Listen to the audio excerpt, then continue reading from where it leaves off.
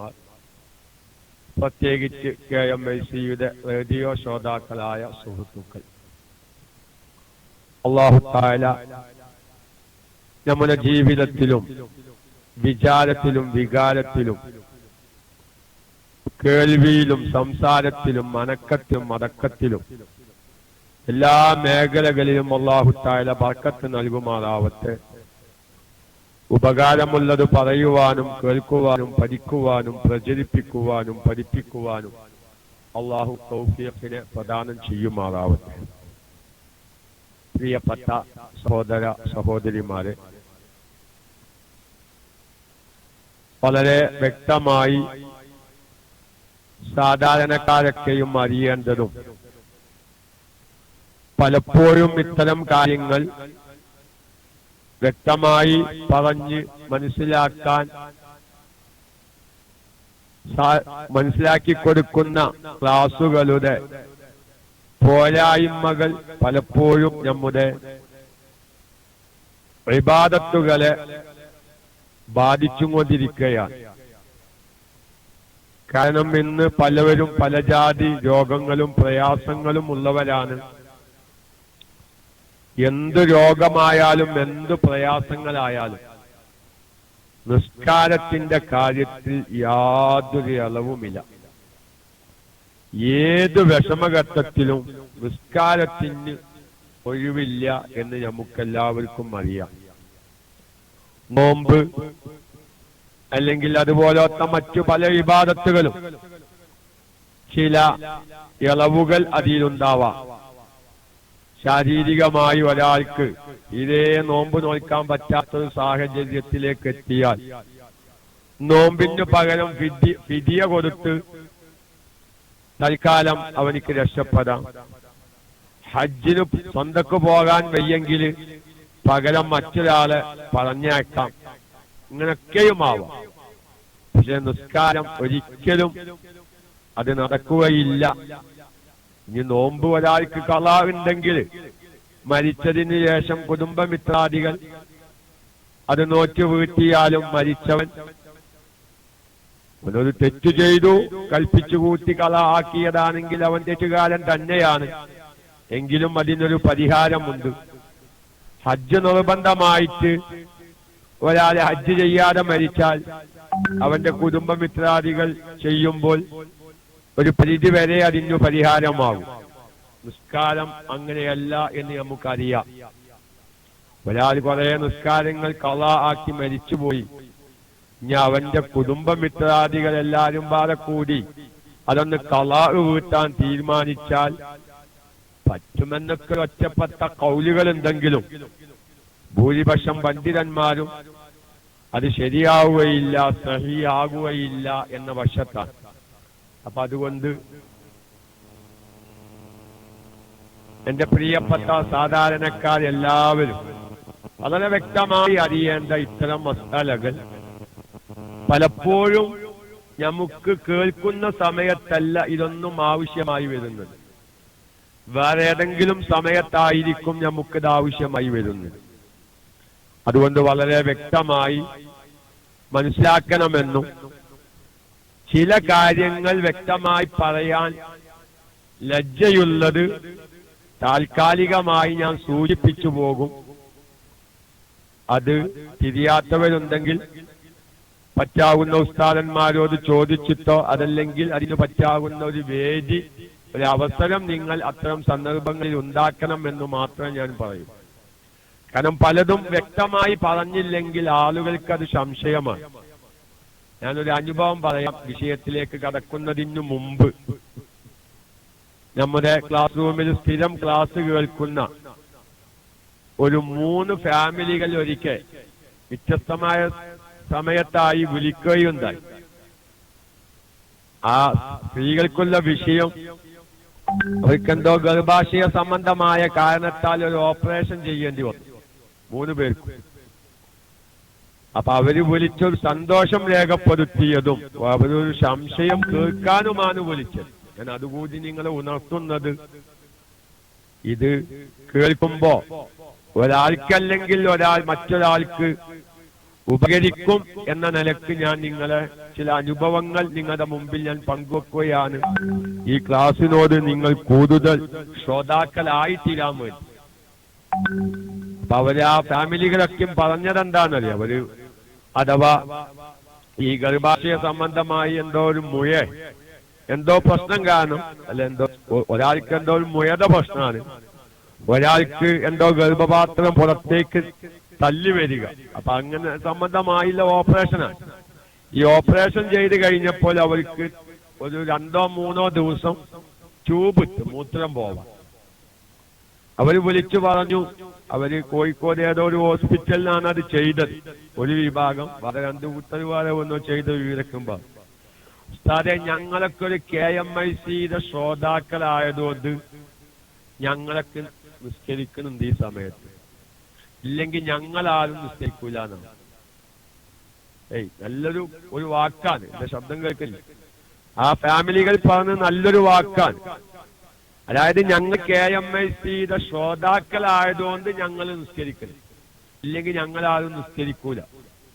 അപ്പൊ ഞാൻ എന്തേ കാരണം എന്ന് വെച്ചു, ഇതുപോലെ ഓപ്പറേഷൻ ചെയ്ത ഒരുപാട് സ്ത്രീകളുണ്ട് ഈ ഹോസ്പിറ്റലിൽ. ഇങ്ങനെ ഈ ഗർഭാശയ സംബന്ധമായ വിഷയത്തിന് ഓപ്പറേഷൻ ചെയ്ത് ട്യൂബിട്ട ഒരുപാട് സഹോദരിമാര് ഈ ഹോസ്പിറ്റലിലുണ്ട്.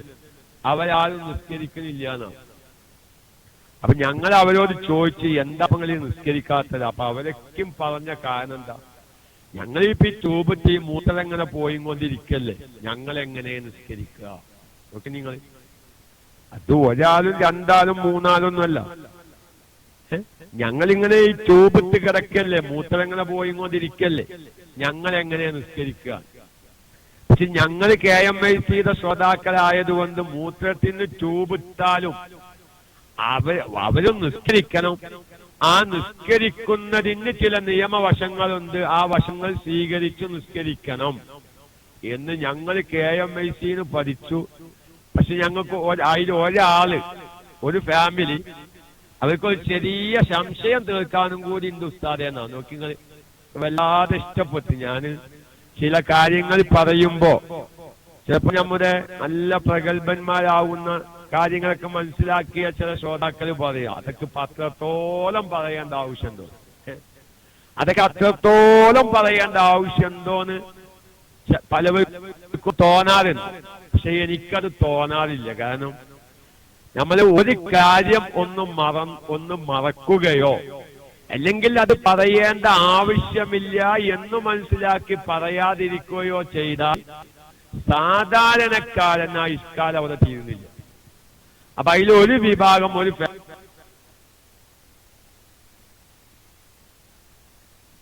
ോടൊക്കെ ഈ മസല പറഞ്ഞിട്ടുണ്ട് ഉസ്താദേന. ഈ ഹോസ്പിറ്റലിൽ ഇതേമാതിരി ഓപ്പറേഷൻ കഴിഞ്ഞ് ട്യൂബിട്ട് കിടക്കുന്ന പല സ്ത്രീകളുണ്ട്. 2-3 ദിവസമൊക്കെ ട്യൂബിട്ട് കിടക്കുന്ന സ്ത്രീകൾ. ഒരു 3 ദിവസം ശരിയായ രൂപത്തിൽ മൂത്രം ഒഴിക്കാനോ ചെറിയ തടസ്സം. അപ്പൊ അതിനാണ് ഈ ട്യൂബിട്ട് കിട്ടുന്നത്. അപ്പൊ അവർക്കൊക്കെ അത് പറഞ്ഞു മനസ്സിലായി കൊടുത്തു. അവര് ചെയ്തോ ഇല്ലേ അത് ഞങ്ങൾക്ക് അറിയില്ല. അത് ഈ ഒരു അമലാണ്. ഞാൻ എന്റെ സഹോദരിമാരോട് ആമുഖമായി ഉണർത്തുക, അല്ലാഹു തആല നമുക്കൊന്നും ഒരു ട്യൂബിട്ട് കിടക്കേണ്ട, അല്ലെങ്കിൽ നമ്മൾ ഇനി പറയാൻ പോകുന്ന രൂപത്തിൽ ഒരു ശുദ്ധീകരണം വരുത്തി ഒരു നിസ്കരിക്കേണ്ട രോഗങ്ങളെ തൊട്ട് അള്ളാഹു നമ്മെയും നമ്മുടെ കുടുംബത്തെയൊക്കെ കാത്തു രക്ഷിക്കുമാറാവും. പക്ഷെ നമ്മളൊക്കെ പല ഹോസ്പിറ്റലുകളിലും പോകുന്നവരാണ് നമ്മുടെ രോഗികളെ സന്ദർശിക്കാൻ. നമുക്ക് ബന്ധപ്പെട്ട ആർക്കെങ്കിലും പ്രസവിച്ച് കിടക്കുമ്പോഴോ അല്ലെങ്കിൽ മറ്റെന്തെങ്കിലും പ്രശ്നങ്ങൾ കാരണം ഹോസ്പിറ്റലിൽ അഡ്മിറ്റ് ആക്കുമ്പോ അവരെ ഒന്ന് സന്ദർശിക്കുക എന്നുള്ളത് അതൊക്കെ നമ്മൾ ചെയ്യുന്നൊരു കാര്യം. ചിലപ്പോൾ നമ്മൾ ആ സന്ദർശിക്കപ്പെടുന്ന രോഗി ആ രോഗിയുടെ ആ അവസ്ഥയിൽ എങ്ങനെ നിസ്കരിക്കണമെന്ന് മനസ്സിലാക്കാത്തവരായി, അല്ലെങ്കിൽ അടുത്ത റൂമിൽ അങ്ങനെ ഒരു രോഗി കിടക്കുന്നുണ്ട്, ആ രോഗി അത് മനസ്സിലാക്കാത്തവരായി. നമ്മള് അത് വ്യക്തമായി അതിന്റെ എല്ലാ വശങ്ങളും പറഞ്ഞു മനസ്സിലാക്കി കൊടുക്കാൻ ചിലപ്പോൾ ഒരു സാധാരണക്കാരനക്ക് സാധിച്ചോളണമെന്നില്ല. എന്നാൽ ഒരു തരം നിനക്ക് നമ്മൾ വിശദീകരിച്ചു പറഞ്ഞിട്ട് നമ്മളെ പോലത്തെ ഒരു ഇത് കേട്ടിട്ട് അത് മറ്റൊരാൾക്ക് പറഞ്ഞു കൊടുക്കാൻ സാധ്യല്ല എന്ന് പറഞ്ഞാൽ അത്ര ബുദ്ധിയില്ലാത്തോളൊന്നല്ലല്ലോ ഇപ്പൊ നമ്മളാണ്. ആവശ്യക്കൊരു മനസ്സിലാക്കാനുള്ള ബുദ്ധിയും വിവേകവും അല്ലാഹു നമുക്ക് തന്നിട്ടുണ്ട്. അല്ലാഹു നമുക്ക് കൂടുതൽ മനസ്സിലാക്കാനും മനസ്സിലാക്കി കൊടുക്കാനുമുള്ള കഴിവ്, തഫഹ്ഹുമ് തഫ്ഹീമ്, രണ്ടിനുള്ള കഴിവും അല്ലാഹു തആല നമുക്ക് എല്ലാവർക്കും നൽകുമാറാവും. അപ്പൊ അതിലാ ഒരു സഹോദരിയുടെ ഒരു സംശയം എന്താണെന്ന് സാറേ, ഞാന് KMITയിലെ എല്ലാ ക്ലാസ്സും സ്ഥിരം കേൾക്കുന്ന ഒരു കുടുംബമാണ് ഞങ്ങൾ. അവർ ഗൾഫിലാണ്, ഈ ഓപ്പറേഷത്തിന് വേണ്ടി അവർ നാട്ടിൽ വന്നതാണ്. ഞങ്ങൾ ക്ലാസ് കേൾക്കുന്നവരാണ്. അപ്പൊ ഇങ്ങനെ ഒരു ഓപ്പറേഷത്തിന് വേണ്ടി അങ്ങനെ ഒരു രോഗം കാരണം മുമ്പ് ആ ഫാമിലി വിളിച്ച് ദ്വാരിപ്പിക്കാനൊക്കെ പറഞ്ഞിരുന്നു. അപ്പൊ അവസാനം അത് ഓപ്പറേഷൻ ചെയ്യുന്ന വേണമെന്ന് ഡോക്ടർ പറഞ്ഞു. അങ്ങനെ ഞങ്ങൾ അതിനു വേണ്ടി ലീവിൽ നാട്ടിൽ വന്നതാണ്. ഓപ്പറേഷൻ ഇന്നലെ കഴിഞ്ഞു. ട്യൂബ് ഇട്ടു. പക്ഷെ മൂത്രത്തിന് ട്യൂബ് ഇട്ടാൽ എങ്ങനെ നിസ്കരിക്കണം അതൊക്കെ ഞങ്ങൾ ഉസ്താദിന്റെ ക്ലാസ്സിൽ നിന്ന് കേട്ട് മനസ്സിലാക്കിയിട്ടുണ്ട്. പക്ഷെ ഒരു ചെറിയ സംശയം വന്നിട്ടുണ്ട്. അത് ഞാൻ പറഞ്ഞു, അത് സാധാരണക്കാരെ സംബന്ധിച്ച് വളരെ വ്യക്തമായി ഓരോന്നും പറഞ്ഞാൽ തന്നെ ഓരോ ആ സംശയം തീരുള്ളൂ. അപ്പൊ ഒരു ഫാമിലി ചോദിച്ച സംശയം, നമ്മളാണ് മൂത്രത്തിന് ട്യൂബ് ഇട്ട ഒരു വ്യക്തി നിസ്കരിക്കുമ്പോ ആ ക്ലാസ്സിൽ നമ്മൾ പറഞ്ഞത് എന്താണെന്നറിയും, ഓരോ സമയത്ത് ഈ ട്യൂബ് ഊരുക പിന്നെ പ്രവേശിപ്പിക്കുക അത് വളരെ പ്രയാസമായിരിക്കും. അങ്ങനെ സാധിക്കുമെങ്കിൽ അങ്ങനെ തന്നെ ചെയ്യണം. വിഷയപ്പെടാനല്ലോ അതൊക്കെ ഞാൻ പറയാം. ഒരാൾക്കിപ്പോ ഈ ട്യൂബ് ഇങ്ങോട്ട് ഊരിയിട്ട് അങ്ങനെ തന്നെ അകത്തേക്ക് നിസ്കാരം കഴിഞ്ഞ് അകത്തേക്ക് ഇതിനൊന്നൊരു വിഷമമില്ലാന്ന് വെക്കുക. പക്ഷെ അത് അപൂർവം എന്താവുമല്ലോ, സംഗതി വിഷമം പിടിച്ചാൽ കേസാണ്. അപ്പൊ അങ്ങനെ ചെയ്യാൻ വിഷമമില്ലെങ്കിൽ അങ്ങനെ തന്നെ ചെയ്യണം എന്നാണ് മസല. അത് വേറെ കാര്യം. പക്ഷെ അങ്ങനെ ഊരലും പ്രവേശിപ്പിക്കലും ഓരോ നിസ്കാരത്തിന്റെ ഊരുക, അത് കഴിഞ്ഞേക്ക് പിന്നെ അങ്ങനെ തന്നെ മൂത്രം പോവാൻ വേണ്ടി വീണ്ടും ട്യൂബ് പ്രവേശിപ്പിക്കുക, അത് പ്രയാസമായി. അങ്ങനെ വരുന്ന സാഹചര്യത്തിൽ ഈ ട്യൂബുമ്മേ ഒരു ബാഗ് ഉണ്ടാവും. അതാണ് ഇപ്പൊ ആ ഫാമിലിയുടെ സംശയം ഞാൻ പറഞ്ഞു. അപ്പൊ നമ്മൾ ആ ക്ലാസ്സിൽ അന്ന് പറഞ്ഞത് എന്താ, ഈ ബാഗ് എടുത്ത് ഒഴിവാക്കുക, പരമാവധി ശരീരത്തിൽ നിന്ന് ഈ മൂത്രവുമായുള്ള ബന്ധം വിച്ഛേദിക്കുക. അപ്പൊ ആ ബാഗ് എടുത്ത് ഒഴിവാക്കുക. എന്നിട്ട് അതിന്റെ ആ ട്യൂബിന്റെ തലക്ക ഒരു അടപ്പുണ്ടാവും, ആ അടപ്പിട്ട് മുറുക്കുക. അവര് നമ്മൾ പറഞ്ഞിട്ട് ചിലവർക്ക് അടപ്പിട്ട് മുറുക്കുമ്പോ ഈ മൂത്രം പിന്നെ അവരകത്ത് തങ്ങി നിൽക്കാൻ പുറത്തേക്ക് വരില്ല. കാരണം ഈ അടപ്പിന്റെ ഭാഗത്ത് വന്ന് മൂത്രം അവരെ സ്റ്റക്കാവും. അപ്പൊ ഈ അകത്ത് നിന്ന് ഈ മൂത്രം കണ്ട് പുറത്തേക്ക് വന്നില്ലെങ്കിൽ ഒരു അസ്വസ്ഥതയും ഇതൊക്കെ സംഭവിക്കുമെങ്കിൽ തൽക്കാലം അടപ്പ് ഇടേണ്ട ആവശ്യമില്ല. അല്ല, അങ്ങനെ പ്രയാസമില്ലെങ്കിൽ അത് അങ്ങനെ ചെയ്യണം. അപ്പൊ ഈ സഹോദരിയുടെ ഈ സംശയപര്യന്താര്യങ്ങള് അവർക്കത്തെ ട്യൂബ് ഇല്ല, ബാഗ് ട്യൂബമ്മ ബാഗ് ഉണ്ട്, ഈ ബാഗ് സെപ്പറേറ്റ് അല്ല. അപ്പൊ ഞങ്ങൾ എന്താ ചെയ്യാനപ്പോ സംശയം, നല്ലൊരു സംശയമാണല്ലോ അല്ലേ. അതായത് ഇപ്പൊ നമ്മളാണ് ക്ലാസ്സിൽ പറഞ്ഞത് എന്താണ്, ഈ ട്യൂബും അല്ല ഈ ബാഗ് ഊരി ഒഴിവാക്കി തൽക്കാലം അത് മാറ്റി വെച്ച് ആ ട്യൂബിന്റെ തലക്ക് എന്താക്കുക, അടപ്പിട്ട് മുറുക്കി അവിടെ നിർത്തുക നിസ്കാരം കഴിയുന്നത് വരെ. പിന്നെ അതിൽ നിന്നൊക്കെ രക്ഷപ്പെട്ട റാഹത്തായാൽ ആ നിസ്കാരം ഖളാ വീട്ടുക. എല്ലാ രോഗി അങ്ങനെ തന്നെ അത് മരിക്കാൻ, ആ ട്യൂബ് ഊരാൻ പറ്റാത്ത അവസ്ഥയിലായി അതേ രോഗത്തിലായി അങ്ങനെ അത് മരിക്കാണ്. അള്ളാഹുവിന്റെ അടുക്കൽ ആ രോഗി കുറ്റക്കാരൻ അല്ല. ആ ട്യൂബ് കൂടി നല്ല റാഹത്തായി ശരിയായ രൂപത്തിൽ നിസ്കരിക്കാതുള്ള ഒരു സാഹചര്യം ജീവിതത്തിൽ തിരിച്ചു കിട്ടിയാൽ കഴിവിന്റെ പരമാവധി ആ നിസ്കാരങ്ങളൊക്കെ ഖളാ വീട്ടാനും ശ്രദ്ധിക്കുക. അപ്പൊ ഇവിടെ ഈ ഫാമിലിക്കുള്ള സംശയം എന്താ, ഈ ബാഗ് ഊരാൻ കിട്ടുന്നില്ല. കാരണം ഇത് ഒന്നായിട്ടുള്ളൊരു ബാഗാണ് ഉസ്താദെ. കാരണം അത് ട്യൂബ് വേറെ ബാഗ് വേറെ ആയിട്ടുള്ള ഒരു സംവിധാനമല്ല. അപ്പൊ ഞാൻ അത് അന്വേഷിച്ച് നോക്കുമ്പോ ഇങ്ങനെ ഈ സ്ത്രീകൾക്ക് ഇത്തരം ആവശ്യങ്ങൾക്ക് ഇടുന്ന ട്യൂബൊക്കെ ഇതേ രൂപത്തിലുള്ളതാണെന്നാണ് കിട്ടിയ വിവരം. അപ്പൊ ഞങ്ങൾ ഈ ബാഗ് അന്ന് ഉസ്താദ് ക്ലാസ്സിൽ പറഞ്ഞത് ബാഗ് എടുത്ത് ഒഴിവാക്കണം എന്നാണല്ലോ. പക്ഷെ ഈ ബാഗ് എടുത്ത് ഒഴിവാക്കാൻ സാധിക്കുന്നില്ല എന്ന് പറഞ്ഞു. ഈ ബാഗ് എടുത്ത് ഒഴിവാക്കാൻ സാധിക്കുന്നില്ല. അപ്പൊ നിങ്ങൾക്ക് എന്തേ മനസ്സിലായി? ഒരിക്കലും അത് ഒഴിവാക്കാൻ സാധിക്കുന്നില്ലെങ്കിൽ എന്ത് ചെയ്യണ്ട, ഒഴിവാക്കണ്ട, നമ്മൾ എന്ത് ചെയ്യാം. പക്ഷെ ഞാൻ അവിടെ ഒന്നും കിതാബിലൊന്നും കാണൂല, ഉസ്താദുമാരിനെ ഇഷ്കാലാക്കും വേണ്ട. അങ്ങനെ ഒരു ട്യൂബ് ഇടേണ്ട ഒരു അവസ്ഥ വന്നാൽ നമ്മൾ ഡോക്ടർമാരോടൊന്ന് പറയാ, ഞാനൊരു മുസൽമാനാണ്, എനിക്ക് ചിലപ്പം 3-4 ദിവസമൊക്കെ ഈ ട്യൂബ് ഇടേണ്ടി വരും. അപ്പൊ തൽക്കാലം ഈ ബാഗ് വേറെയായി കിട്ടുന്ന രൂപത്തിലുള്ള ട്യൂബിട്ടാൽ വളരെ ഉപകാരമായിരുന്നു എന്ന് പറയുന്നത് നല്ലതായിരിക്കും. ഞാൻ ട്യൂബ് അങ്ങനെ അത് ഊരാൻ മാർഗമില്ല, ബാഗ് സെപ്പറേറ്റ് അല്ലെങ്കിൽ പിന്നെ ഇപ്പൊ എന്താ ചെയ്യുക? ഓരോ നിസ്കാരത്തിന്റെ സമയത്തെ പരിഗണിച്ച് നമ്മൾ നിസ്കരിക്കുക തന്നെ. അപ്പൊ ഞാൻ ഇത്രയും ഈ സമയം ചെലവഴിച്ചത് എന്തിനാന്നാണ്, സാധാരണക്കാരെ സംബന്ധിച്ച് അത് ഓരോന്നും അത് ഇങ്ങനെയാണെങ്കിൽ അപ്പൊ ഇങ്ങനെയാണ്, അല്ലെങ്കിൽ ഇങ്ങനെയാണ്, ഇങ്ങനെ പറയുമ്പോഴാണ് ഒരുപാട് സാധാരണക്കാർക്ക് അത് ഉപകരിക്കുക. ഏതായിരുന്നാലും അൽഹംദുലില്ലാ സുമ്മ അൽഹംദുലില്ലാ, ഇത്തരം ക്ലാസുകളെ കൊണ്ട് ഇത്തരം സന്ദർഭങ്ങളിലൊന്നും നിസ്കരിക്കണ്ട എന്ന് മനസ്സിലാക്കിയിരുന്ന നല്ലൊരു വിഭാഗം സാധാരണക്കാരെ നിസ്കരിപ്പിക്കണമെന്നും ഇത്തരം മസലകൾ അറിയാതെ ഹോസ്പിറ്റലുകളിൽ അഡ്മിറ്റായി കിടക്കുന്ന പല രോഗികളെയും അവർ നിങ്ങൾ നിസ്കരിക്കേണ്ട സമയമാണ് ഇത്, കാരണം നിങ്ങൾക്ക് നിസ്കാരത്തിൽ നിന്ന് ഒഴിവില്ല എന്ന് ബോധ്യപ്പെടുത്തി കൊടുക്കാനൊക്കെയും നമ്മുടെ പല ശ്രോതാക്കൾക്കും സാധിച്ചിട്ടുണ്ട്. അല്ലാഹു തആല അതെല്ലാം ഒരു നാഫിയായ ഇൽമും സാലിഹായ പ്രവർത്തനങ്ങളുമായി അള്ളാഹു സ്വീകരിക്കുമാറാവട്ടെ എന്ന് പറഞ്ഞ് നമ്മുടെ ദായിമുൽ ഹദത്ത് നിത്യ അശുദ്ധി എന്ന വിഷയത്തിന്റെ ഒരു മൂന്നാം ഭാഗമാണ് എന്റെ പ്രിയപ്പെട്ട ഒരു സഹോദരൻ, ഇന്നലെ ആ സഹോദരൻ ക്ലാസ് റൂമിൽ ഉണ്ടോന്ന് അറിയില്ല, ഓരോന്നും ചർച്ച വരുമ്പോ അത് വിശദീകരിക്കുക എന്ന് വിചാരിച്ച് ഇഷ്കാലിലേക്ക് കടക്കാതിരിക്കാൻ. അപ്പൊ ജുമാക്കോ എന്ന് ആ സുഹൃത്തിയപ്പോ എന്തോ യാദർശികമായി കയറി വന്നതായിരിക്കും, ചിലപ്പോ എന്തായിക്കോന്നില്ല, എനിക്കതിന് അതിന്റെ പേരിൽ വിഷമമില്ല. നമുക്കിപ്പോ ഒരാൾ കെട്ടുകത് വരുന്ന ദിവസം തന്നെ ഓന്റെ എല്ലാ ഇഷ്കാലും തീർത്തു കൊടുക്കണം എന്നാണ് ഇപ്പൊ നമുക്ക് നടക്കൂലല്ലോ. അപ്പോ ഇങ്ങനെ ഈ ജുമാക്ക് എന്താ ചെയ്യുക? അപ്പൊ അതൊരു സാധാരണക്കാരൻ നമ്മൾ ഇഷ്കാലാണ്.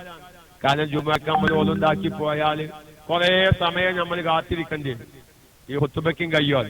അപ്പൊ പിന്നെ ഇവൻ ആ ഹുത്തുബ കഴിഞ്ഞിട്ട് രണ്ടാമത് നിസ്കരിക്കണോ എന്നൊക്കെ ഒരു സംശയം, അല്ല ഓലുണ്ടാക്കണമെന്നൊരു സംശയം ഇന്നലെ ഒരു സുഹൃത്ത് ചോദിച്ചിരുന്നു. ആ വിശദീകരണം ഇന്ന് വരും. ആ ക്ലാസ് റൂമിൽ ആ സുഹൃത്ത് ശ്രോതാവായിട്ടുണ്ടെങ്കിൽ പ്രത്യേകം അറിയിക്കുക. ഞാൻ ഖത്തീബാവുമ്പോ അതൊരു വിഷയമുണ്ട്. സാധാരണക്കാർ ഇപ്പൊ ഇതില് ഖത്തീബന്മാരായ ഉസ്താദുമാരും സാധാരണക്കാരുണ്ടെങ്കിലോ അവൻ ഒരു ഖത്തീബ് നിത്യാശുദ്ധിക്കാരനാകുമ്പോൾ രണ്ട് ഒളു ചെയ്യേണ്ടി വരും. ഒന്ന് ഖുതുബക്ക് ഒരു ഒളു ചെയ്യേണ്ടി വരും, പിന്നെ ഖുതുബ കഴിഞ്ഞ ഉടനെ മറ്റൊരു ഒളുവും നിസ്കാരത്തിന് വേണ്ടി മറ്റൊരു ഒളുവും ചെയ്യേണ്ടി വരും. അത് ചിലപ്പം സാധാരണക്കാരെങ്കിലൊക്കെയും ഖത്തീബന്മാരായിട്ട് വരുന്ന സാഹചര്യം വരുമ്പോൾ ശ്രദ്ധിക്കേണ്ടതാണ്. അപ്പൊ ഏതായിരുന്നാലും ദായിമുൽ ഹദസ് ഞാൻ ഒന്നുകൂടി അതിന്റെ ഇടയിൽ പറയുകയാണ്. ഇന്നലത്തെ ഒരു ക്ലാസ് കഴിഞ്ഞപ്പോ ഒരുപാട് ആളുകൾ ഭാര്യന്മാർക്ക് വേണ്ടി വിളിക്കുകയുണ്ട്. കാരണം ഈ പല സഹോദരിമാരും വിഷമം സഹിച്ച് നിസ്കരിച്ചിരുന്ന ഒരു ടീം ഉണ്ടായിരുന്നു. എന്താ വിഷമം സഹിച്ച് നിസ്കരിച്ച ടീം?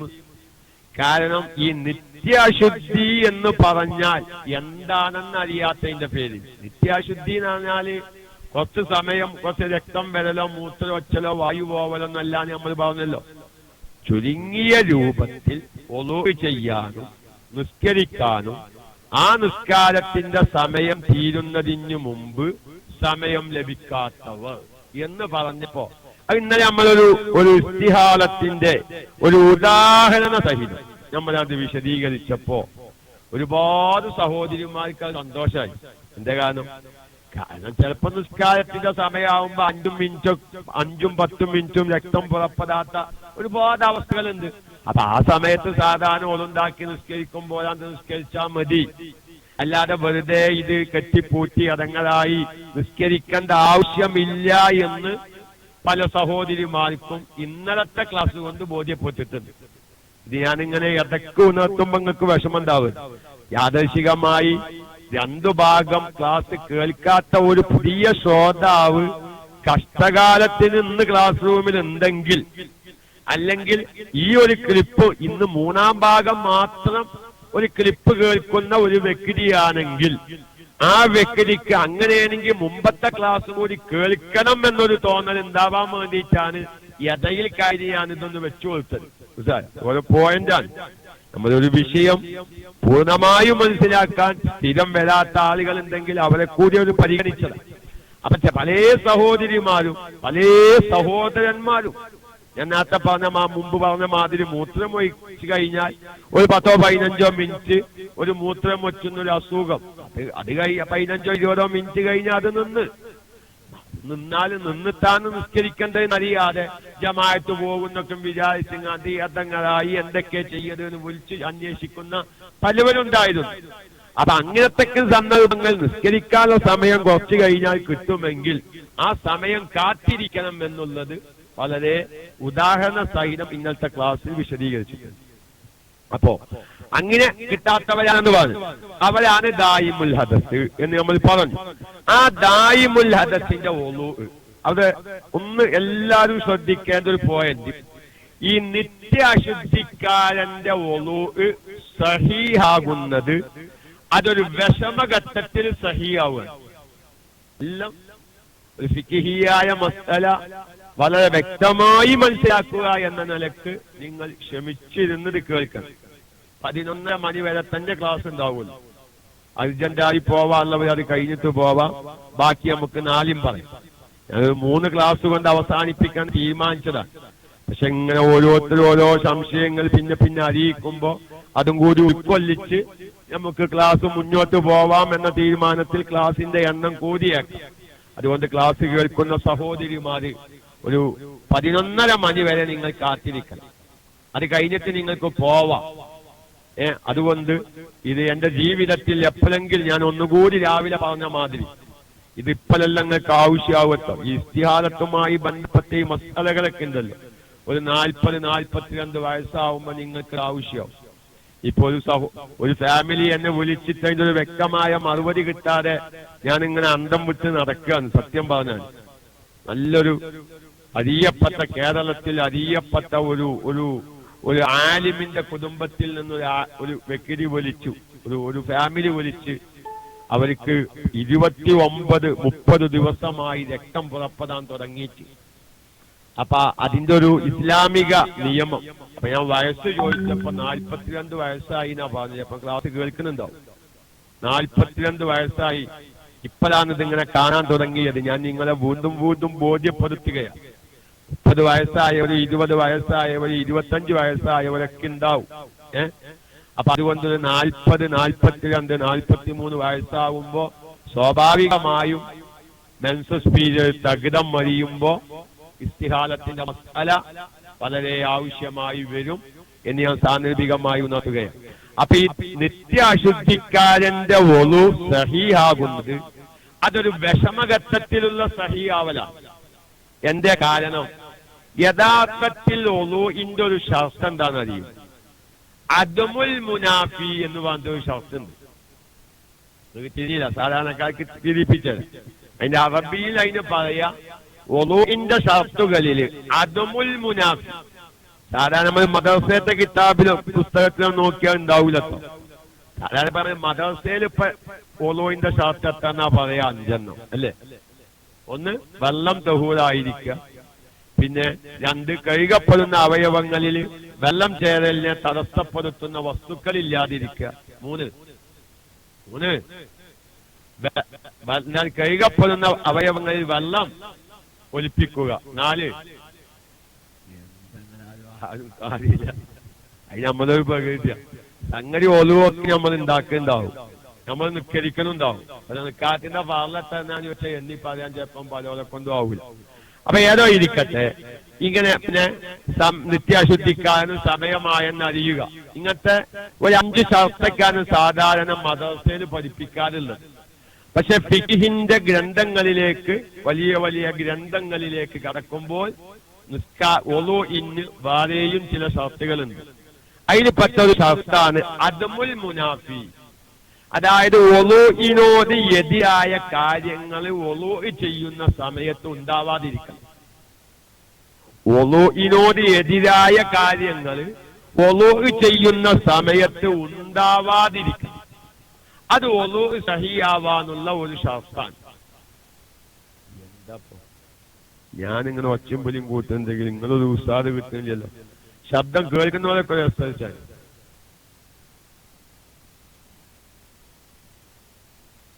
ശബ്ദം കേൾക്കുന്നവരൊക്കെ രസിച്ചാൽ ശരി, എല്ലാരും ഇങ്ങനെ മുണ്ടാതിരിക്കാൻ അങ്ങനെ ഒരു ഉസ്താദ് മതി ഉസ്താദിക്കാരി നിങ്ങൾ ഇന്ന് കേട്ടു ഇടയ്ക്ക് ഒരു പൂവുങ്ങൾ ഇങ്ങനെ ഊരണേ.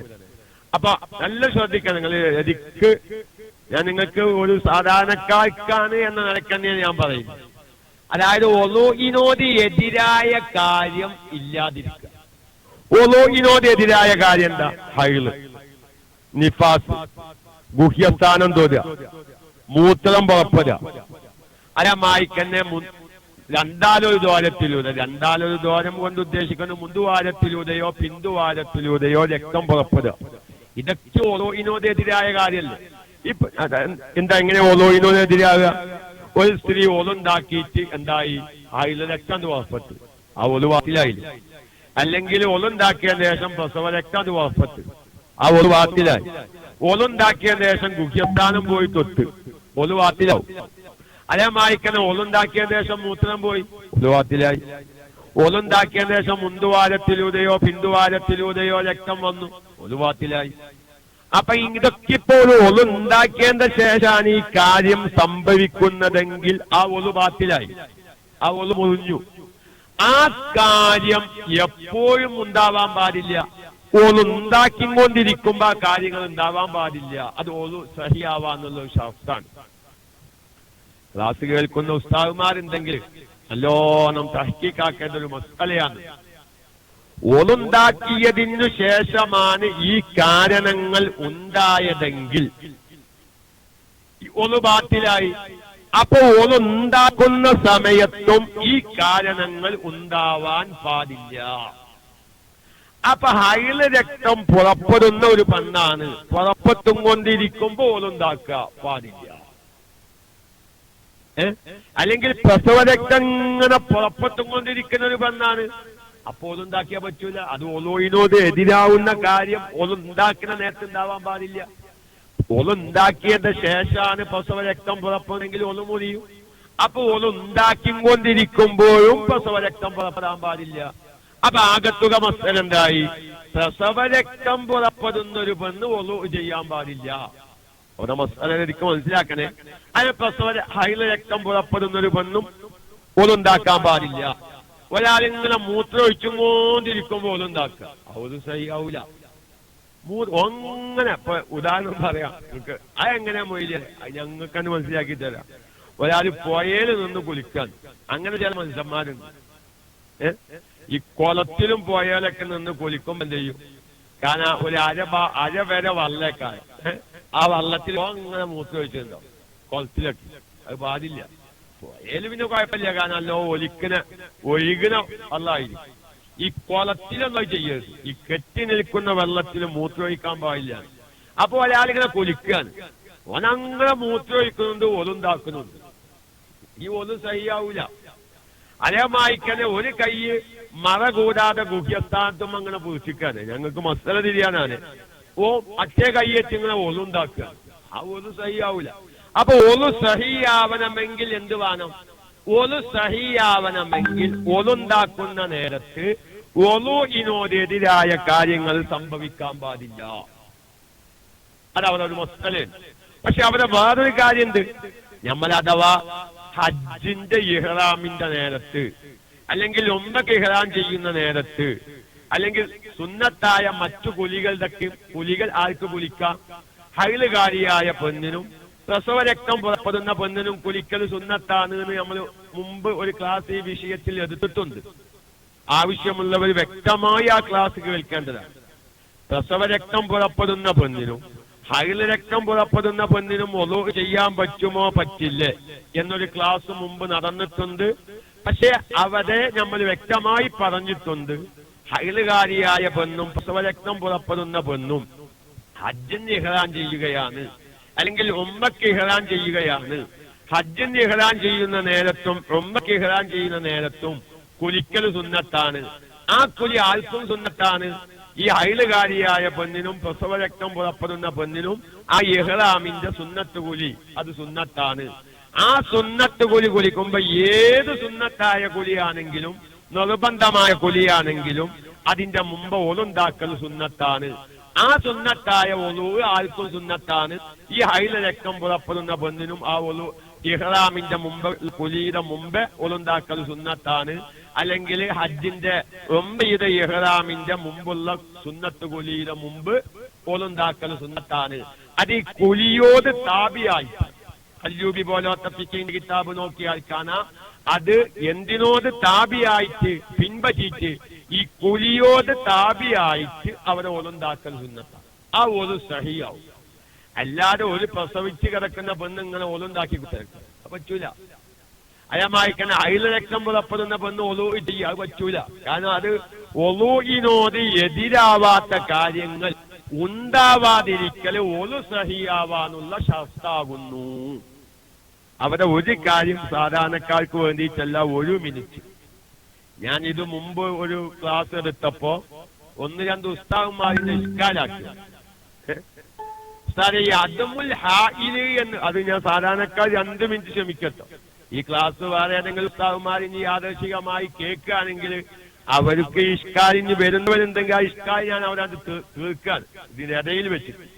ഈ ഒളുവിന്റെ അവിടെ വേറൊരു ശാസ്ത്രമുണ്ട്, അദമുൽ ഹായില്, മറയില്ലാതിരിക്കുക. അങ്ങനെ ഒരു ശാസ്ത്രമുണ്ട്. ഒളു സഹിയാവാൻ മറയില്ലാതിരിക്കുക എന്നൊരു ശാസ്ത്രം. വേറൊരു ശാസ്ത്രം ഇപ്പൊ ഞാൻ പറഞ്ഞു, അദമുൽ മുനാഫി. എന്താണ്? ഒളുവിനോട് എതിരാവുന്ന കാര്യം ഇല്ലാതിരിക്കുക. ഇത് രണ്ടും ഒന്നല്ലേന്ന് ചോദിച്ച ചില ഉസ്താദുമാരുണ്ട്. ഞാൻ അവരോട് പറയുന്നു, അല്ലെങ്കിൽ ഈ ക്ലാസ് കേൾക്കുന്ന ആരെങ്കിലും ഉണ്ടെങ്കിൽ അവരോട് പറയുന്നു, അത് രണ്ടും ഒന്നല്ല. അത് രണ്ടും എന്തല്ല? ഒന്നല്ല. ഈ ഒളുവിന്റെ ഷർത്തിൽപ്പെട്ട അദമുൽ ഹായിലും മറയില്ലാതിരിക്കുക എന്ന് പറഞ്ഞതും അതുപോലെ തന്നെ അദമുൽ മുനാഫി, ഒളുവിനോട് എതിരാവുന്ന കാര്യം ഇല്ലാതിരിക്കുക എന്ന് പറഞ്ഞതും രണ്ടും രണ്ടാണ്. കൂടുതൽ വിശദീകരണം അദമുൽ ഹായിൽ എന്ന് പറയുന്ന ശാസ്ത്രം, അദമുൽ മുനാഫി എന്ന് പറയുന്ന ശാസ്ത്രം രണ്ടും ഒന്നല്ല എന്ന് വ്യക്തമായി നമ്മുടെ ഹാഷിയത്തു ശൗഖാവി എന്ന് പറഞ്ഞൊരു ഫിഖിന്റെ കിതാബുണ്ട്. എന്താ ഞാനിത് ഒരു അദയിൽ ഒന്ന് കേരി പറയാൻ കാരണം, ഈ ഹൈലുകാരികൾക്കും അതേമായി തന്നെ പ്രസവരക്തം പുറപ്പെടുന്നവർക്ക് ഒതുണ്ടാക്കാൻ പറ്റുമോ ഇല്ലേ എന്നുള്ള ഒരു ചർച്ച മൊയ്ലിയമാരെ അതേൽ ഇങ്ങനെ നടക്കുന്നുണ്ട്.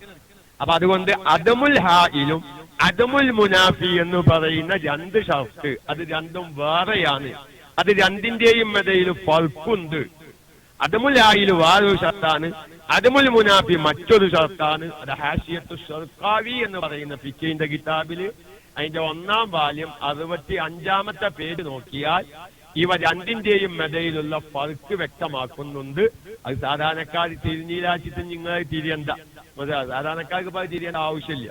അഥവാ ഈ ക്ലാസ് കേൾക്കുന്ന ഏതെങ്കിലും ഉസ്താദുമാർ, ചില ഉസ്താദുമാരിനോട് പറയും, പ്രധാനപ്പെട്ട പോയിന്റ് പറയുമ്പോ കിതാബിന്റെ പേജ് നമ്പർ ഒന്ന് കിട്ടിയാൽ വലിയ ഉപകാരമായിരുന്നാണ് എനിക്ക് പറഞ്ഞതാണ്. സാധാരണക്കാർ ഉദ്ദേശിക്കാൻ പറഞ്ഞതല്ല.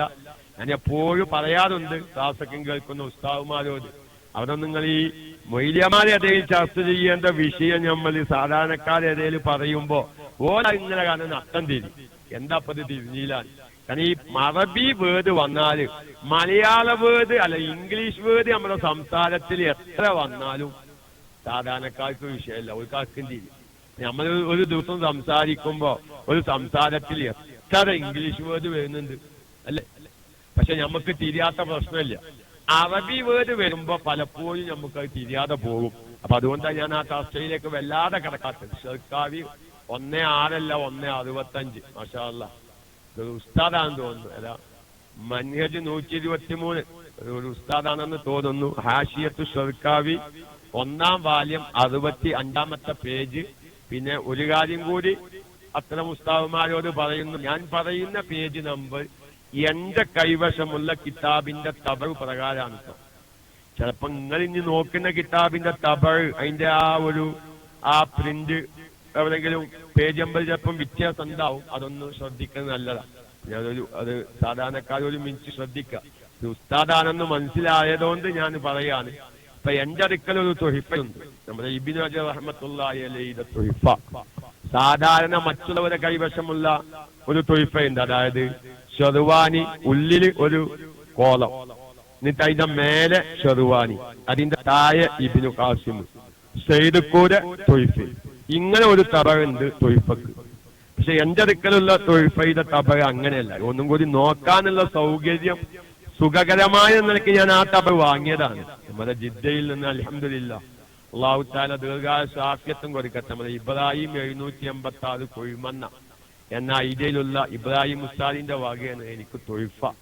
നമ്മൾ ജിദ്ദയിൽ ചെന്നപ്പോ ഉസ്താദ് പറഞ്ഞു, എന്തെങ്കിലും ഒരു കിതാബിന്റെ വക വേണം, അത് ഏത് കിതാബായാലും വേണ്ടിയിലാണ്. അപ്പൊ ഞാൻ പറഞ്ഞു, ഏതായാലും ഷാഫി മദ്ഹബിലെ ആധികാരിക ഗ്രന്ഥമാണ് തൊയ്ഫ, അതിന്റെ കല്യ ഞങ്ങളെ വകയിക്കോട്ടെ. അത് പിന്നെ ഇബ്രാഹിം കൊഴുമന്ന 786 എന്ന ഐഡിയയിലുള്ള ഉസ്താദാണ്, അദ്ദേഹത്തിന്റെ സ്വന്തം പൈസക്ക് അത് വാങ്ങിത്തന്നത്.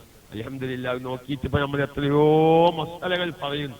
അല്ലാഹു തആല ആ ഉസ്താദിന്റെ ജോലിയിലും കുടുംബത്തിലും മക്കളിലും ഒക്കെ അള്ളാഹു ബറക്കത്ത് നൽകുമാറാവട്ടെ. ഉസ്താദ് എന്തോ ഒരു പ്രത്യേകമായ ഒരു ഉദ്ദേശമുണ്ട്. ആ ഉദ്ദേശം പൂർത്തീകരിച്ച് കിട്ടിയോ ഇല്ലയെന്ന് എനിക്കറിയില്ല. പൂർത്തീകരിച്ചിട്ടില്ലെങ്കിൽ എത്രയും പെട്ടെന്ന് അള്ളാഹു തആല പൂർത്തീകരിച്ചു കൊടുക്കുമാറാവും. അപ്പൊ നിങ്ങൾ കിതാബിന്റെ പേജ് നമ്പർ നോക്കുമ്പോഴേ അപ്പൊ ഇന്ത്യക്കല്ല തൊയ്ഫ എങ്ങനെയാണ്? നിങ്ങൾ മേലെ തൊയ്ഫ, നേരെ മേലെ തൊയ്ഫ, എന്നിട്ട് പിന്നെ ഒരു അന്തർലൈ, അതിന്റെ അടിയിൽ ഷെർവാനി, പിന്നെ അന്തർലൈ, അതിന്റെ അടിയിൽ ഇബ്നു ഖാസിം. പക്ഷെ നമ്മൾ സാധാ തൊയ്ഫ്, ഈ തൊയ്ഫിന് ഒരു 10, 25, 30 പേജിന്റെ ഡിഫറൻസ് വരാറുണ്ട്. അപ്പോ ഞാനിപ്പോ അങ്ങനെ ഹാഷിയത്ത് ഷർക്കാവി 165 എന്ന് പറഞ്ഞപ്പോ ഞാൻ നോക്കുന്ന ഉസ്താദുമാര് വേറെ ഏതെങ്കിലും തബാവുമ്പോ ഏതായാലും ഒളൂഇന്റെ ബാബില് അദമുൽ മുനാഫി എന്ന ചർച്ച ചെയ്തേടത്ത് ഷർക്കാവി നോക്കിയാൽ അദമുൽ ഹായിലി എന്ന് പറയുന്ന ഷർത്തിന്റെയും അദമുൽ മുനാഫി എന്ന് പറയുന്ന ഷർത്തിന്റെയും ഇടയിലുള്ള ഫർക്ക് വളരെ വ്യക്തമായി പറഞ്ഞിട്ടുണ്ട്. ഉസ്താദന്മാർ അത്തരം കാര്യങ്ങളൊക്കെ ശ്രദ്ധിച്ച് ഒരു ഹൈലുകാരിക്കോൽ ഉണ്ടാക്കാൻ പറ്റുമോ ഇല്ലേ, എപ്പോഴൊക്കെയാണ് ഒരു ഹൈലുകാരിക്കോൽ ഉണ്ടാക്കാൻ പറ്റുക, ഓരോരുത്തരൊക്കെയും വ്യക്തമായി പഠിച്ച് നമ്മുടെ ഭാര്യ മക്കൾക്കൊക്കെയും പറഞ്ഞു കൊടുത്താൽ വളരെ ഉപകാരപ്രദമായിരിക്കും എന്ന് സാന്ദർഭികമായി നോക്കുകയാണ്. അപ്പൊ ആകത്തുക ഞാൻ വിഷയത്തിലേക്ക് വരികയാണ്. ഒരു 5 മിനിറ്റ് ഇടയിൽ സാധാരണക്കാർ ക്ഷമിക്കണം എന്ന് ഉണർത്തി, ആകത്തുക ഒരു ദായിമുല്ലാദത്ത് നിത്യാശുദ്ധിക്കാരന്റെ ഒളു അതെന്താണ്? ഒരു വിഷമഘട്ടത്തിലുള്ള ഒളുവാണ്. വാസ്തവത്തിൽ ഇവന്റെ ഒളു സഹിയാകുന്നില്ല അല്ലേ? കാരണം ഇപ്പൊ ഒളുണ്ടാക്കുമ്പോഴും മൂത്രം വന്നുകൊണ്ടിരിക്കുകയാണ്. കാരണം ഇപ്പം തടഞ്ഞു നിർത്തിക്കാൻ നമ്മൾ പറയാൻ പോലും തടഞ്ഞു നിർത്തിക്കാൻ ഈ രക്തം ഇങ്ങനെ വന്നുകൊണ്ടിരിക്കുന്നുണ്ട്. ഒളു മുറിയുന്ന കാര്യം ഇവനിൽ നിന്ന് ഉണ്ടായിക്കൊണ്ടേയിരിക്കുകയാണ്. അപ്പൊ വാസ്തവത്തിൽ ഇങ്ങനൊരു രോഗം ഇല്ലാത്തവനാണെങ്കിൽ അവന്റെ ഒളു അവിടെ സഹീഹല്ല. പക്ഷെ ഇവനൊരു ദായിമുൽ ഹദസായി നിസ്കാരത്തിന്റെ സമയം കഴിയുന്നതിന് മുമ്പ് ഇത് വരാത്തൊരു സാഹചര്യം അവന്റെ ജീവിതത്തിൽ ഉണ്ടാവൂല, ആ സമയത്തിൽ ഉണ്ടാവൂല. അപ്പൊ ഒരു വിഷമഘട്ടത്തിൽ അവന്റെ ഒളു സഹിയാവുക. അത് ഇസ്തിഹാലത്തിന്റെ രക്താണെങ്കിൽ അവനൊരു മസാല ഞാൻ വേണമെങ്കിൽ പറയാം. നമ്മളെ ഷാഫിഈ മദ്ഹബിലാണ് മുന്തുവാരത്തിലൂടെയോ പിന്തുവാരത്തിലൂടെയോ രക്തം വന്നാൽ ഒളു മുറിയും. എന്നാൽ ഹനഫി മദ്ഹബിൽ അവിടെ മസാല അങ്ങനെയല്ലട്ടോ. ഹനഫി മദ്ഹബിൽ എവിടെന്ന് രക്തം വന്നാലും ഒളു മുറിയും. മൂക്കുകൂടെ വന്നാലും വേണ്ടിയില്ല, കണ്ണുകൂടെ വന്നാലും വേണ്ടിയില്ല, ചൗത്തുകൂടെ വന്നാലും വേണ്ടിയില്ല, തൊള്ളേക്കൂടെ വന്നാലും വേണ്ടിയില്ല. ഇനി ശരീരത്തിൽ നല്ലൊരു മുറി ഉണ്ടായി, ആ മുറിമന്ന് കുറെ രക്തം ഇത് വന്ന് ഒളുണ്ടാക്കിയതിന്റെ ശേഷം ഒളു അത് മുറി. എന്താ ഞാൻ അതൊന്ന് പറയാൻ കാരണം അറിയാം. ചിലപ്പോ നമ്മൾ ഈ തവാഫിനൊക്കെ പോയിട്ട് ചിലവര് ഹനഫി മദ്ഹബിനകത്ത് ഒളുണ്ടാക്കും.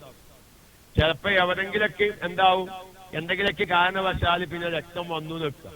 ഇതുകൊണ്ട് ഹനഫി മദ്ഹബിൽ ഒളു മുറി എന്ന് പറയാൻ സാധാരണക്കാർക്കും അറിയില്ല. ഹനഫി മദ്ഹബ് അങ്ങനെ ശരീരത്തിന്റെ ഏതു ഭാഗത്തിൽ നിന്ന് അത് ഏതെങ്കിലും ദ്വാരങ്ങളിലൂടെ ആവട്ടെ, വേറെ ഏതെങ്കിലും നിലക്കാവട്ടെ, മുത്തിലക്കം നിലക്കാൻ രക്തം പുറപ്പെട്ടാൽ ഒളു മുറി. ഇപ്പൊ നിങ്ങൾക്ക് എളുപ്പം തിരിയാൻ ഞാൻ പറയും. ഈ മൂക്കുകൂടൽ ചോര വരുന്ന ചില ആൾക്കാരുണ്ട്. ഞങ്ങളെ വഴിക്കൊക്കെ അതിന് ആര്യൻ ചോരാൻ എന്തോ ഒരു പേരുണ്ട്. കരീമുസ്താദിന്റെ നാട്ടിലൊക്കെ എന്താ പറയാന്നറിയില്ല. ഈ ചില ആൾക്കാർക്ക് അപൂർവമായിട്ട് മൂക്കുകൂടൽ രക്തം വരും. അത് ചിലർക്ക് ചില അപകടങ്ങളാണ്, ചിലർക്ക് പ്രശ്നമൊന്നുമില്ല. ഡോക്ടർമാരും വൈദ്യന്മാരും വിഷയാക്കണ്ട, അത് പ്രശ്നമില്ല, ഇതൊന്നുമല്ല. അതായത് ഈ ആര്യൻ ചോര എന്നെന്തോ ഒരു പേരാണ് ഈ വൈദ്യന്മാരൊക്കെ അതിന് പറയും. അപ്പൊ നമ്മൾ ഒലുണ്ടാക്കിയതിന്റെ ശേഷം തിരിയാൻ വേണ്ടി പറയും, നമ്മൾ ഒലൊക്കെ ഉണ്ടാക്കി കഴിഞ്ഞതിന് ശേഷം നമ്മളിങ്ങനെ മൂക്കി ഇങ്ങനെ പീഞ്ഞതാ, അതിലിങ്ങനെ രക്തം വരും. ഇപ്പൊ ഇങ്ങനത്തെ ഈ തരിമൂക്ക് പൊത്തിയിട്ടൊക്കെ ചിലർക്ക് രക്തം വരും.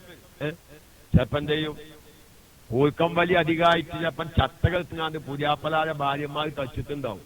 പിന്നെ ആ ചോല വരിക 4 ദിവസം കഴിഞ്ഞിട്ടേക്കാ. നിങ്ങൾക്ക് കിട്ടിയോന്നൊന്നും ചോദിച്ചത് ഞാൻ കൂർക്കം വലിക്കലില്ല.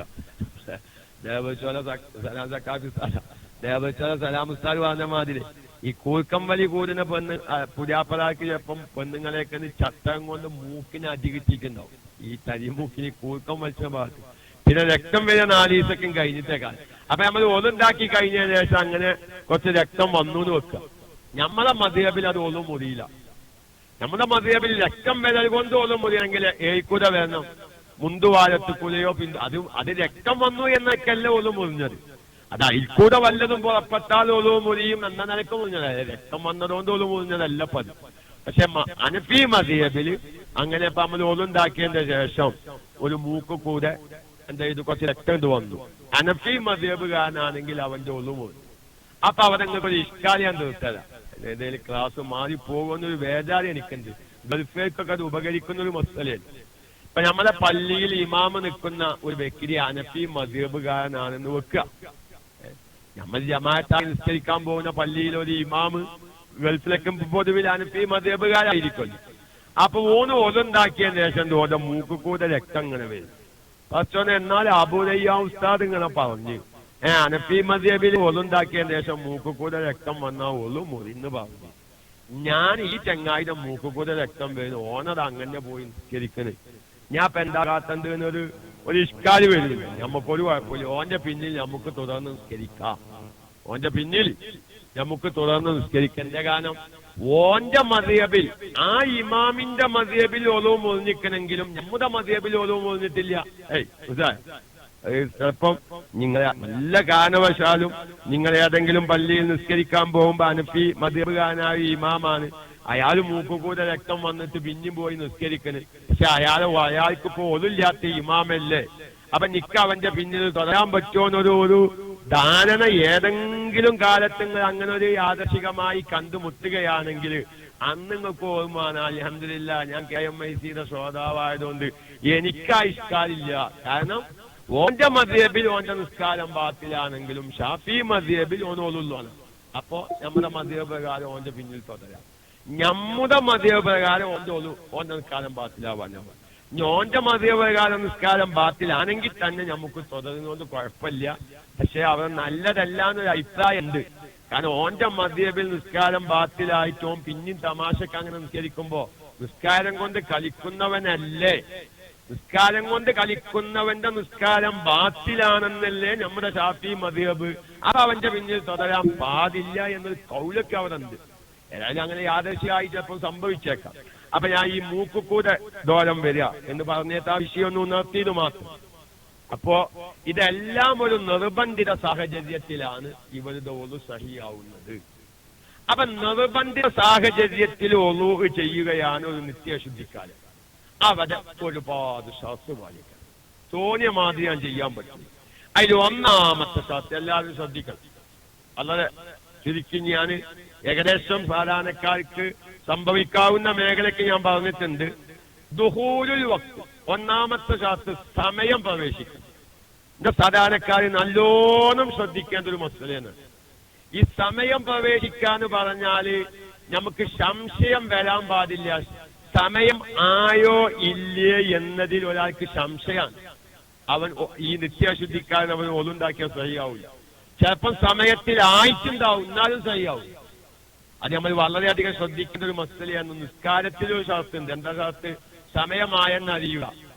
നമുക്കൊരു സംശയം, സൂര്യപ്പം ഞാൻ ആസ്വദിച്ച് നല്ല മയക്കാറുണ്ട്, സമയം മഗ്‌രിബ് ആയാനാവോ, അല്ലെങ്കിൽ ഇങ്ങനെ ഒരു സംശയം സ്വാഭാവികമായിട്ട് വരുമല്ലോ. സമയം ആയോ ഇല്ലേ എന്ന വിഷയത്തിൽ ഒരാൾക്ക് സംശയം. രണ്ടും കൽപ്പിച്ചപ്പോ നിസ്കരിച്ചു, നിസ്കാരം കഴിഞ്ഞ് വാച്ചിക്ക് നോക്കുമ്പോ സമയം നല്ല കൂലി ഇരുട്ട്.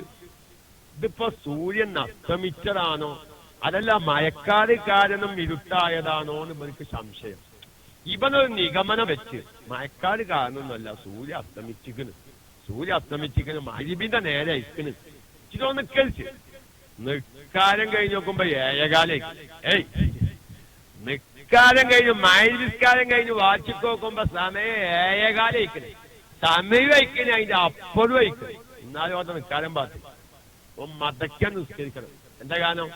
സംഗതി നിസ്കാരം സമയത്തിൽ സംഭവിച്ചോ അതല്ല പല വിഷയം. സമയത്തിലാണെന്ന് ഉറപ്പില്ലാതെയാണ് നിസ്കാരം തുടങ്ങിയത്. അത് തയമ്മത്തിന്റെ അവരെയും ആ വിധി ബാധകമാണ്. ആ ഒരു വിഷയം ഇവൻ വരും. ദുഹൂലുൽ വഖ്ത്, നിത്യാശുദ്ധിക്കാരൻ ഒളൂ ചെയ്യുമ്പോ സമയമായെന്നറിയൽ നിർബന്ധം. സമയമായി ധാരണ പോലെ എന്തുവാണോ സമയമായിരിക്കുന്നു എന്ന് ഉറപ്പ് വരുത്തണം.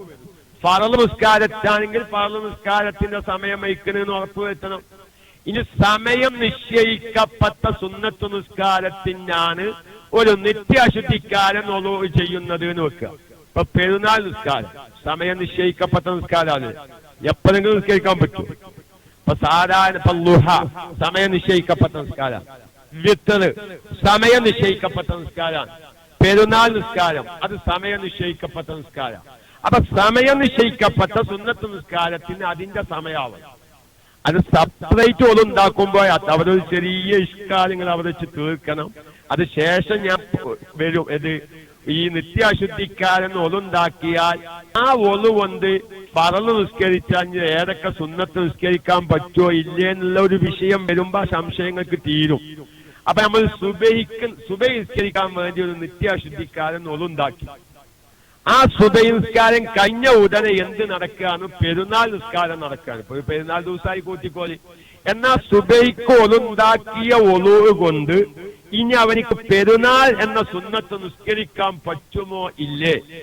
കാരണം സമയം നിശ്ചയിക്കപ്പെട്ട സുന്നത്ത് നിസ്കാരത്തിന് നിത്യാശുദ്ധിക്കാരൻ ഒളൂ ചെയ്യുമ്പോ ആ സുന്നത്ത് നിസ്കാരത്തിന്റെ സമയം ആവണമെന്നുള്ള നിബന്ധന പ്രകാരം സുബഹിക്ക് വേണ്ടി ഉണ്ടാക്കിയ ഒളൂ പെരുന്നാൾ നിസ്കാരത്തിന്റെ സമയം തുലൂഉ ശംസ് സൂര്യൻ ഉദിച്ഛേദം മുതലല്ലേ ആവുന്നത്. അപ്പൊ ആ സമയത്തിന്റെ മുമ്പുണ്ടാക്കിയ ഒലു അല്ലേ? ആ ഒലു കൊണ്ട് ഇനി പെരുന്നാൾ നിസ്കരിക്കാൻ പറ്റുമോ? അതൊരു ചർച്ചയാണ്. അത് ഒരു ഈ നിത്യാശുദ്ധിക്കാരന്റെ ഒലു കൊണ്ട് എന്തൊക്കെ നിസ്കരിക്കാം, എന്തൊക്കെ ചെയ്യാന്നുള്ള ചർച്ചയിൽ അത് കേൾക്കാം. അപ്പൊ ഇവിടെ പിന്നെ സെപ്പറേറ്റ് ഒരാളൊരു സമയം നിശ്ചയിക്കാം. അവിടെ ഇഷ്കാലും വരും. ഏത് ഇഷ്കാലും വരും? ഇപ്പൊ യശാ നിസ്കാരത്തിന് ഉണ്ടാക്കിയ ഒലു കൊണ്ട് സമയം നിശ്ചയിക്കപ്പെട്ട വിത്ത് നിസ്കരിക്കാൻ പറ്റുമോ എന്നുള്ള ഇഷ്കാൽ വരും. നിങ്ങൾ ചോദിക്കണ്ട. പലർക്കും ഉസ്താദുമാർ ചിലപ്പം സാധാരണ അങ്ങനത്തെ സുന്നത്തൊക്കെ നിർവഹിക്കുന്ന ആൾക്കാർക്ക് വരുന്ന ഒരു ഇഷ്കാലാണ്. ആ ഇഷ്കാല് ഈ ഒലുണ്ടാക്കി കഴിയട്ടെ. ഒലുണ്ടാക്കിയിട്ടല്ലേ പിന്നെ ഉണ്ടാക്കല്ലേ ഈ ഒലുണ്ടാക്കിയത് കഴിയട്ടെ. ഉണ്ടാക്കി കഴിഞ്ഞിട്ട് ഈ ഒലുകൊണ്ട് എന്തൊക്കെ ചെയ്യാൻ പറ്റി നമുക്ക് ആലോചിക്കാം. അള്ളാഹു കേൾക്കാനും പറയാനും തൗഫീഖ് നൽകട്ടെ. അപ്പൊ സാധാരണ പൊതുവിലെ മസ്അല എന്താണ്? സമയം നിശ്ചയിക്കപ്പെട്ട സുന്നത്ത് നിസ്കാരാണെങ്കിൽ ആ നിസ്കാരത്തിന്റെ സമയം ആവും. അപ്പൊ അവരൊരു ഇഷ്കാലിങ്ങൾ വേറൊരു ഇഷ്കാലി ബലം തീർക്കുക. അല്ല ഉസ്താദേ, ഈ മയ്യത്ത് നിസ്കരിക്കാൻ വേണ്ടി ഒരാൾ പോവാൻ ഒരു നിത്യാശുദ്ധിക്കാരൻ ആണുങ്ങൾക്ക് സംഭവിക്കുന്ന ഒരു കാര്യമല്ലോ. പെണ്ണുങ്ങൾക്ക് ഇപ്പോൾ സംഭവിക്കാൻ പ്രയാസമാണ്. കാരണം ഈ പെണ്ണുങ്ങൾക്ക് മയ്യത്തിക്കാരല്ലല്ലോ. അല്ല, പെണ്ണ് ആണുങ്ങൾ നിസ്കരിച്ചതിന്റെ ശേഷം ഒരു പെണ്ണ് നിസ്കരിക്കാണ്, അല്ലെങ്കിൽ ആണ് ഇമാമായി നിൽക്കുമ്പോ അവന്റെ പിന്നിൽ തുടരാൻ പറ്റാവുന്ന ഒരു പെണ്ണ് മയ്യത്ത് നിസ്കരിക്കാം. അത് ജായിസാണ്. സുന്നത്തൊന്നുമില്ല, അത് വേറെ കാര്യം. പിന്നെ അത് സുന്നത്താണ്. ആണുങ്ങൾ നിസ്കരിക്കുന്നതിന് മുമ്പ് തന്നെ പെണ്ണുങ്ങൾക്ക് നിസ്കരിക്കാം എന്ന് പറയുന്ന ചില പണ്ഡിതന്മാരുണ്ട്. ആ ചർച്ച ഇങ്ങോട്ട് കറക്റ്റ് വിടേണ്ട. കാരണം അതൊരു വിശാലമായ ചർച്ച. ഒരുപാട് ഇബാദത്തുകളിൽ തൊള്ളത്തല്ലി നടക്കുന്ന ഒരു ചർച്ചയാണ്. ഏതായാലും അത് അവിടെ നിൽക്കട്ടെ. ഏതായാലും നമ്മുടെ ഉലമാ എല്ലാവരും പറയുന്നത് പെണ്ണുങ്ങളെ ആണുങ്ങൾ നിസ്കരിക്കുന്നതിന് മുമ്പ് പെണ്ണുങ്ങൾ നിസ്കരിച്ചാൽ ശരിയാവൂല. ഇനി ആണുങ്ങളുടെ കൂടെ നിസ്കരിച്ചാൽ സഹിയാവും, അല്ലെങ്കിൽ ആണുങ്ങൾ നിസ്കരിച്ചതിന്റെ ശേഷം അതത്ര പ്രോത്സാഹിപ്പിക്കപ്പെടേണ്ട ഒരു സുന്നത്തുമല്ല.